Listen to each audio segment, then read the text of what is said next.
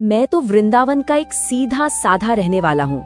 हमारी दुनिया, हमारी कहानियाँ सब यमुना किनारे बहने वाली हवा की तरह थी, सीधी सादी।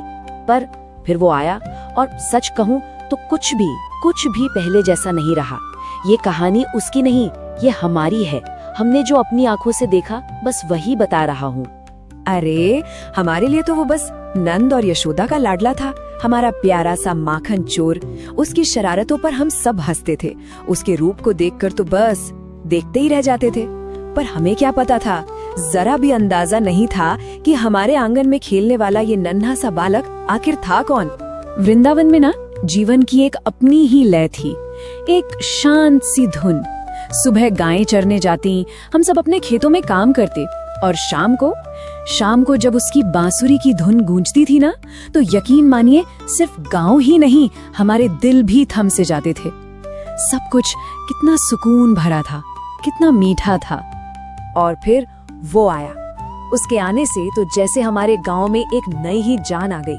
हर घर में मानो उत्सव का माहौल था।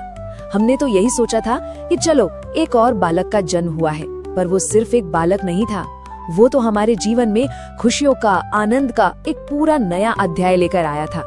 पर फिर एक दिन हमारे इस आनंद पर जैसे एक काला साया पड़ गया। गांव में एक स्त्री आई, इतनी सुंदर कि जैसे कोई अप्सरा हो। हम सब तो बस उसे देखते ही रह गए, एकदम मंत्रमुग्ध। हमें लगा, अरे वाह, हमारे कृष्ण को आशीर्वाद देने के लिए कोई देवी खुद धरती पर उतर आई हैं। पर हम कितने गलत थे। उसकी वो सुंदरता एक बहुत बड़ा, एक जानलेवा धोखा था। उस औरत ने कान्हा को अपनी गोद में उठा लिया। हम सब कितने खुश थे, मुस्कुरा रहे थे। लेकिन पलक झपकते ही पता नहीं क्या हुआ, हमारी मुस्कान चीखों में बदल गई। वो औरत वो दर्द से चिल्लाने लगे, तड़पने लगी, और देखते ही देखते उसका वो विशाल, वो भयंकर राक्षसी रूप हमारे सामने आ गया। सच कहूं, हमारा तो खून ही जम गया था डर के मारे। हम सब कांप रहे थे। एक पल के लिए तो हमारा दिल ही बैठ गया। उस राक्षसी के नीचे हमारा नन्हा सा कान्हा, कहाँ होगा वो? हम सब चीखने लगे, कृष्ण कृष्ण। और फिर हमारी नजर पड़ी, वो तो उस राक्षसी के शरीर पर ऐसे खेल रहा था जैसे कुछ हुआ ही ना हो।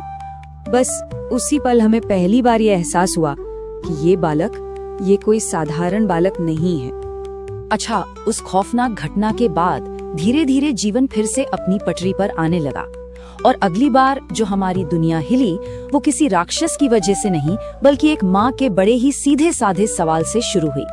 हुआ यूं कि बलराम भैया दौड़ते हुए आए और मैया से शिकायत की कि कान्हा ने मिट्टी खाई है। अब कान्हा तो कान्हा ठहरा, अपनी मासूम सी आंखें झपकाकर हमेशा की तरह साफ मना कर दिया। तो यशोदा मैया ने सच्चाई जानने के लिए बस इतना ही तो कहा, अच्छा ऐसी बात है, चल लाला जरा मुंह तो खोल अपना।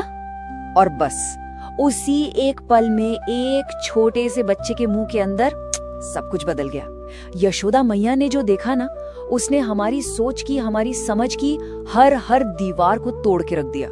क्या बताऊं, उन्होंने कान्हा के मुंह के अंदर घूमते हुए ग्रह देखे, सूरज और चांद देखे, ऊंचे ऊंचे पहाड़, गहरे सागर, पूरा का पूरा ब्रह्मांड, सारी सृष्टि उस नन्हे से मुंह में समाई हुई थी।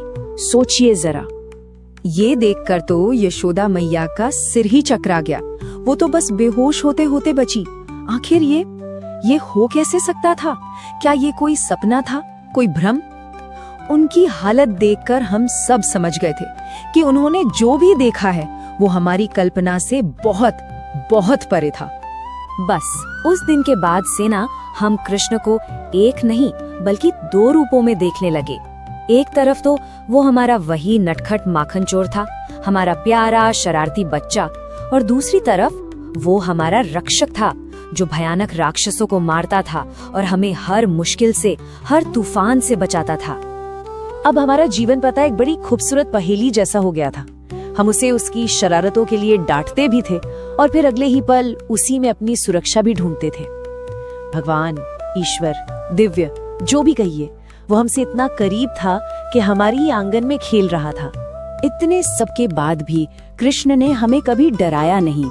उसने हमें किसी श्रद्धा या भक्ति से नहीं, बल्कि प्रेम से बांधा। उसने हमारे दिलों को एक ऐसे शुद्ध प्रेम से भर दिया जिसमें कोई डर नहीं था, कोई नियम नहीं था, बस अपनापन था, दुलार था। तो सोचिए क्या होता है जब अनंत शक्ति हमारे बीच रहती है, एक दूर के भगवान की तरह नहीं, बल्कि एक ऐसे बच्चे की तरह जिसे आप डांट भी सकते हैं, गले भी लगा सकते हैं और जी भर के प्यार भी कर सकते हैं। यही तो वृंदावन का सौभाग्य था। हमने भगवान को किसी राजा या जज की तरह नहीं, बल्कि अपने सबसे प्यारे नटखट बच्चे के रूप में जाना। और सच कहूं तो ये अनुभव किसी भी चमत्कार से कहीं ज्यादा बड़ा था।